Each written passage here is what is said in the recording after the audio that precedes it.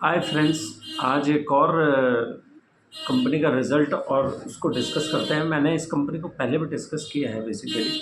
इसका नाम है Adani Wilmar and agri businesses, जो कि आप जानते ही होंगे कि इस कंपनी को मैंने पिछले क्वार्टर भी डिस्कस किया था और उसका काफ़ी सारे मैंने जो भी उसका बिजनेस एनालिसिस था और जो भी उसका उस क्वार्टर का रिज़ल्ट था, और दोनों चीज़ों को मैंने एक्सप्लेन किया था। इस क्वार्टर में भी वही करेंगे, कोशिश करेंगे कि बिज़नेस मॉडल तो बहुत सिंपल सा है। एफएमसीजी सेक्टर की कंपनी है, बेसिकली फॉर्च्यून ब्रांड इनका है और किंग्स ब्रांड इनका है। ये दो ब्रांड हैं जिसके अंडर में ये कई सारे प्रोडक्ट्स बेचते हैं, जैसे कि पोहा, शुगर, पल्सेस, इवन आप देखें तो आटा एंड इवन इस तरीके के सारे प्रोडक्ट्स ये बेचते हैं। इवन एडिबल ऑयल से सबसे ज़्यादा रेवेन्यू आता है। बेसिकली ऑलमोस्ट एडिबल ऑयल से जो इनका रेवेन्यू है दैट इज़ ऑलमोस्ट 79% के आसपास। तो कंपनी का जो पिछले क्वार्टर का रिज़ल्ट था वो मैंने डिस्कस ही किया था। इस क्वार्टर के रिज़ल्ट को ही सबसे पहले डिस्कस करते हैं। सेल्स जो है वो करीब 17,605 करोड़ की है इनकी, और ऑपरेटिंग मार्जिन करीब 4% के आसपास है। तो 688 करोड़ का ऑपरेटिंग मार्जिन आया है, जो कि कंपनी का जो ऑपरेटिंग मार्जिन है वो इसी 4%, 2%, 3% के रेंज में रहता है। और 4% इज़ द हाईएस्ट, माने 4% का ऑपरेटिंग मार्जिन है, क्योंकि बहुत कंपटीशन होता है। इस तरीके के बिजनेसेस में मार्जिन बहुत ज़्यादा नहीं होते, क्योंकि कंपटीशन होता है। आपको अलग अलग ब्रांड से compete करना होता है। कुछ सिंगल ब्रांड होते हैं, कुछ कुछ मिनिमम प्रोडक्ट वाले ब्रांड होते हैं। तो मैंने Fortune as an brand edible oil के लिए तो हमेशा से फेमस रहा है, लेकिन फूड एंड एफएमसीजी सेक्टर में भी वो अपनी हिस्सेदारी रखता है। ऑलमोस्ट ये हिस्सेदारी करीब करीब, अब मेरे ख्याल से, मैं एक नंबर मैंने कहीं नोट कर रखा था तो मैं बताता हूँ आपको। तो इनका फूड एंड एफएमसीजी से जो हिस्सेदारी है वो करीब करीब 10% है।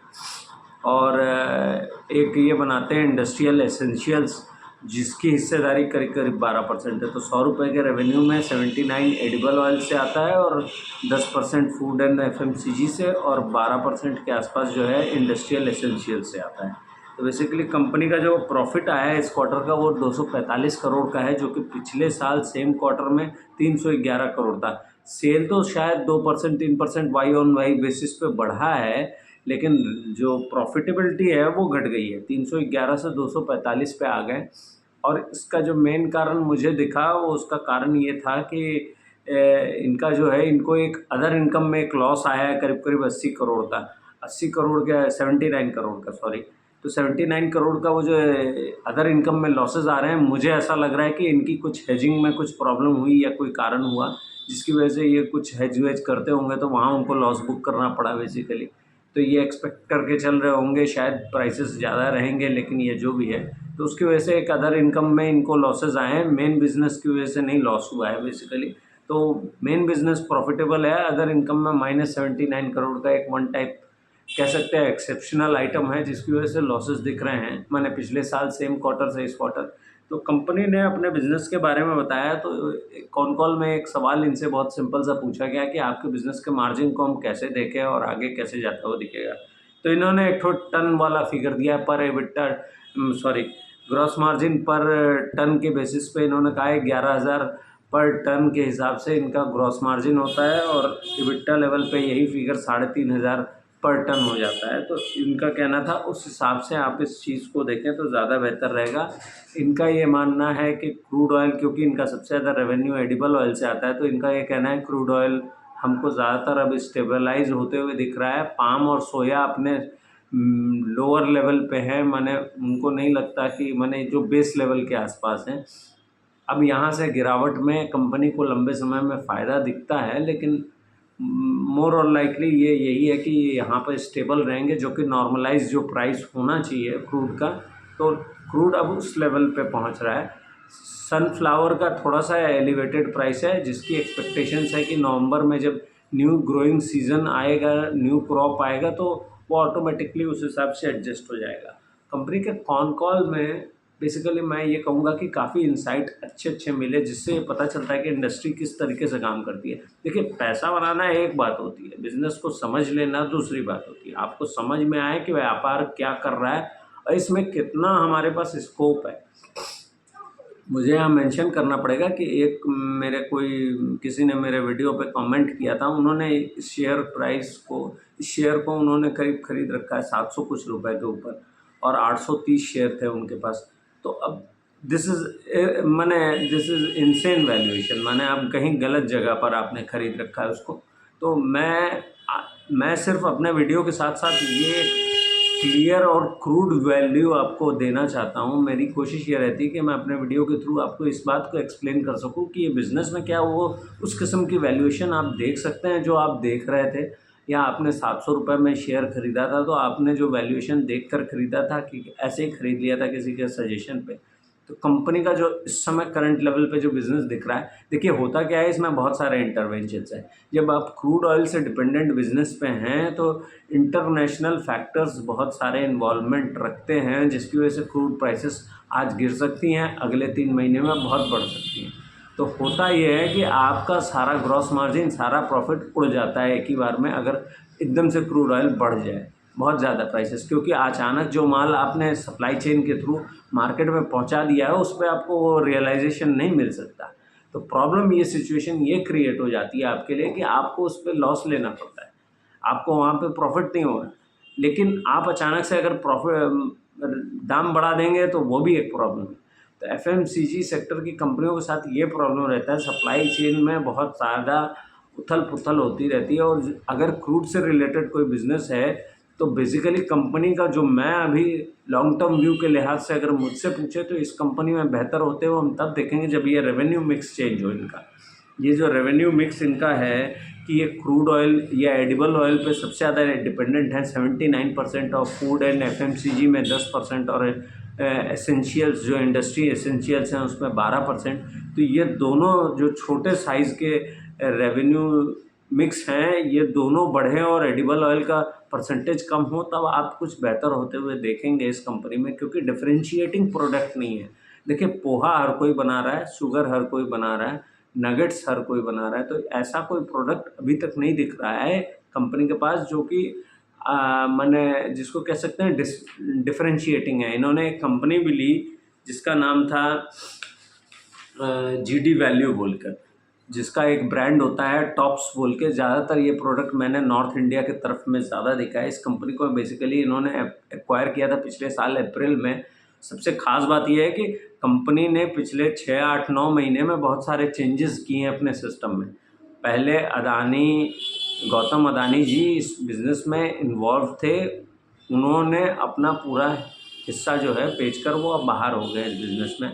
आप अगर देखें प्रमोटर होल्डिंग के आसपास तो करीब 63-64% की प्रमोटर होल्डिंग है, 13 से 14% की एफआईआईज़ की होल्डिंग है, और डीआईआईज़ भी करीब 7-8% के आसपास है, और पब्लिक के पास होल्डिंग जो है वो करीब 10, 11, 12% ही है।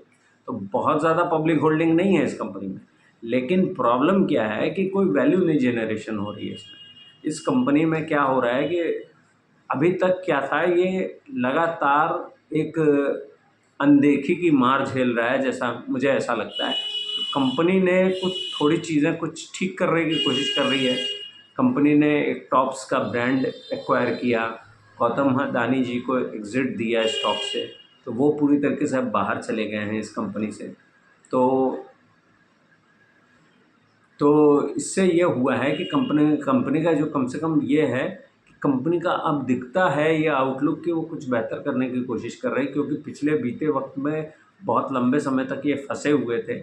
और मेरा ये मानना है कि जब तक ये अपने रेवेन्यू मिक्स को चेंज नहीं करेंगे, फूड एंड एफएमसीजी सेक्टर इनका ज़्यादा ग्रो ना करे और ज़्यादा कंट्रीब्यूट ना करे, जब तक टॉप्स ब्रांड के तहत ये जेम्स जेली एंड पिकल्स बना रहे हैं, इस प्रोडक्ट को टॉप्स ब्रांड में ये नए प्रोडक्ट इंट्रोड्यूस कर वहाँ से अपना रेवेन्यू मिक्स बढ़ाएं, एडिबल पे अपना जो कंसंट्रेशन है उसको कम करें। क्योंकि अब आप इसको ऐसे देखें कि इनके इस क्वार्टर में शुगर पे इनको ग्रोथ मिली है 20%, तो इनके सेल में 20% की ग्रोथ दिख रही है इनको शुगर की। लेकिन प्रॉब्लम ये है कि इनका वो साइज़ बहुत छोटा है। 20% की ग्रोथ, अगर मान लीजिए आप बहुत कम साइज़ का आप अगर फूड एंड एफएमसीजी बिज़नेस इनका पकड़े करें करीब, तो मैंने जो फिगर देखा 2000 करोड़ का है। अब 2000 करोड़ में सब कुछ है फूड एंड एफएमसीजी सेक्टर में। तो मैं ये मान रहा हूँ कि शुगर इन बहुत ज़्यादा नहीं बेच रहे होंगे। कोई भी फिगर से वॉट एवर में बी द फिगर, अगर ये फिगर बढ़कर 2000-4000 करोड़ की हो जाए और वहाँ आप 20% का ग्रोथ दिखाएं तो दैट इज़ सब्सटेंशियल, उसको समझा जाता है कि हाँ यहाँ से ग्रोथ दिख रही है। आप अभी जो मैं देख रहा हूँ इस डिटेल को तो कहीं नहीं मैं सर्च आउट कर पाया कि कौन सा प्रोडक्ट कितने करोड़ रुपए का बिक रहा है, ये नहीं बता रहे। Food and FMCG overall sector का बता रहे हैं। तो प्रॉब्लम ये है कि अगर पर्टिकुलर किसी प्रोडक्ट के बारे में आप बताएंगे और वहाँ आपकी ग्रोथ सब्सटेंशियल या ज़्यादा होगी, पोहा जैसे इन्होंने बताया 30% है, तो मुझे नहीं लगता है पोहा कोई बहुत ज़्यादा ये बेच रहे हैं। तो बहुत ज़्यादा अगर आप बेच रहे होते 2000-4000 करोड़ का अगर पोहा बेच डाल रहे होते तो वहाँ 20-30% की ग्रोथ मैं तब समझता कि हाँ भाई ये कंपाउंड हो रहा है, ये सेल जो है ये अगले 3 साल में 5 साल में एक डबल हो जाएगी।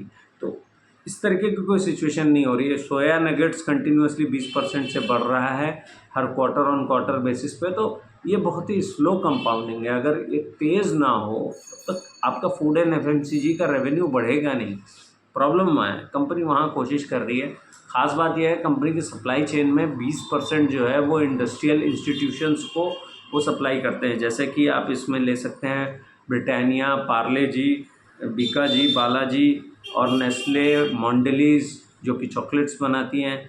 इवन आप हल्दीराम को भी सप्लाई करते हैं, तो ये 20% के सप्लाई ज़ोन है जहाँ पर ये कर रहे हैं। इवन हुआ ये कि जीएसटी रेट कट का जब अनाउंसमेंट हो गया तो उसके बाद इन सारी कंपनियों ने अपना प्रोडक्शन लाइन बंद कर दिया। अगर इतनी बड़ी बड़ी कंपनियां अपना प्रोडक्शन लाइन बंद कर रही हैं तो आप इससे समझिए कि डिमांड नहीं आ रही।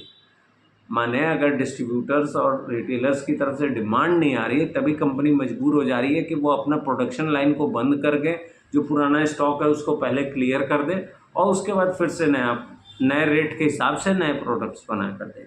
तो सप्लाई चेन में भी डिसरप्शन क्रिएट हो गया जिसका भी इम्पैक्ट इस क्वार्टर में देखने को मिला। कंपनी कह तो ये रही है कि वो ऑप्टिमिस्टिक है कि अगले साल या अगले 2 क्वार्टर 3 क्वार्टर में बेहतर होगा चीज़ें, पर वो देखने वाली चीज़ होंगी। वो जब होंगी उस क्वार्टर में तब उस क्वार्टर में उस बारे में बात करेंगे। लेकिन अभी तो मुझे दिख नहीं रहा कि कोई बहुत ज़्यादा डिमांड एग्रेसिवली बढ़ने वाली है। ऑप्टिमिस्टिक होना एक बात है, नंबर्स में उसको डिलीवर कर पाना दूसरी बात होती है।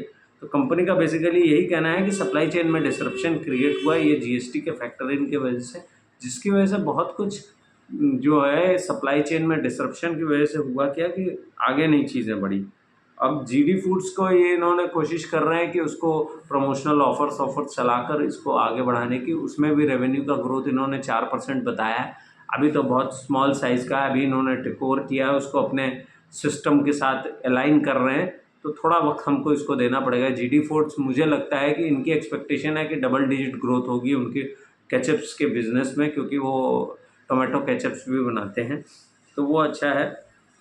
देखते हैं कि कैसे क्या रहेगा, तो आगे चल के देखते हैं कि कैसे क्या ये इसमें आएगा। सबसे बड़ा हिट जो हुआ कंपनी को एडिबल ऑयल के बिज़नेस में हुआ, जिसकी वजह से प्रॉफिटेबिलिटी नीचे दिख रही है हमको। क्या हुआ है कि नेपाल से जो है सोयाबीन ऑयल जो है वो 600-700 ग्राम के पाउचेस में यहाँ इंडिया में आ रहा है, इम्पोर्ट हो रहा है, जिसका लेवल जिसकी वजह से क्या हो रहा है, इनका मार्केट सीधे तौर पे हिट हो रहा है। तो बेसिकली एक सैफ्टा का एक एग्रीमेंट हो रखा है नेपाल के साथ, जो कि वैल्यू एडिशन करके सोयाबीन ऑयल जो है वो 0% टैक्स पे इंडिया में इंपोर्ट कर रहा है और उसको यहाँ पर सप्लाई कर रहा है डायरेक्ट इन द मार्केट। तो बेसिकली नेपाल के साथ ऐसा एग्रीमेंट होने की वजह से क्या हो रहा है कि इनके सोयाबीन के मार्केट को हिट हो रही है। बेसिकली इनका वहाँ सेल इम्पैक्ट हो रहा है, जो कि इन्होंने बताया करीब 60,000 टन, करीब 60 से 65,000 टन जो है नेपाल से वो आ रहा है। और ये प्रॉब्लम सिर्फ इनके साथ नहीं हो रही है, पूरी इंडस्ट्री के साथ हो रही है। अब ये भी एक तरीके की सिचुएशन है कंपनी के लिए कि ऐसी सिचुएशन आ खड़ी होती है कि जहाँ पर कंपनी कुछ नहीं कर सकती। तो कंपनी कह रही है कि हम जो इंपोर्ट कर रहे हैं सोयाबीन, हमको 10% इंटरेस्ट देना पड़ रहा है, नेपाल यहाँ पर 0% परसेंटेज चार्ज पे 600-700 ग्राम के पाउचेस मार्केट में सोयाबीन के निकाल दे रहा है। तो प्रॉब्लम वही है, आप ऐसे आपके उस पर्टिकुलर उस सेक्टर से आपका इतना ज़्यादा रेवेन्यू आ रहा है, इसलिए आपको हिट भी ज़्यादा हो रहा है। तो कंपनी का खैर ये है, एटलीस्ट कंपनी ने इस बात को एक्नॉलेज किया, बताया, सामने से चल के एक्सप्लेन किया कि सिचुएशन क्या है। उन्होंने कहा हमने गवर्नमेंट को भी इंटरवीन करने को कहा है, तो देखते हैं क्या होता है। अभी तो फ़िलहाल कुछ उस पे कोई रिस्पॉन्स नहीं आया है। मेरा यही मानना है कि जब तक कंपनी का जो है, कंपनी एटलीस्ट ऑनेस्ट दिखती है, अपनी बात को साफ-साफ रखती है, लेकिन ग्रोथ नहीं दिखती। तो एक्सपेक्टेशंस यही है कि जब तक कंपनी में जो है रेवेन्यू मिक्स नहीं चेंज होगा या डिफरेंशिएटिंग प्रोडक्ट नहीं कुछ ये बनाएँगे, तब तक मुश्किल दिखता है। इंडस्ट्रियल लेवल पे जो इनके सप्लाईज़ आते हैं या ये सप्लाई कर रहे हैं इंडस्ट्रियल को, जो एसेंशियल्स में, जैसे कि आप जानते ही हैं, माने एडिबल ऑयल टाइप का जो भी लगता है बनाने में, और कैस्टर ऑयल लगना, और भी जो बेकिंग बेकिंग या बेकरी से रिलेटेड जो भी प्रोडक्ट्स लगते हैं, कंपनी सारी चीज़ें बनाकर प्रोवाइड करती है to the industries like Parle and Britannia. तो इतनी बड़ी कंपनियों को सप्लाई चेन है जिसको ये मैनेज करते हैं बेसिकली। तो देखना होगा कैसे क्या होगा। कुल मिला के कंपनी का जो रिज़ल्ट है, उसका आउटलुक को मैं ये कहूँगा कि बहुत ज़्यादा इंटरवेंशंस से घिरी हुई है कंपनी।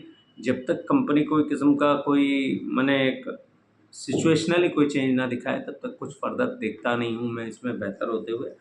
अगले क्वार्टर में फिर इसको ट्रैक करेंगे। Thank you so much.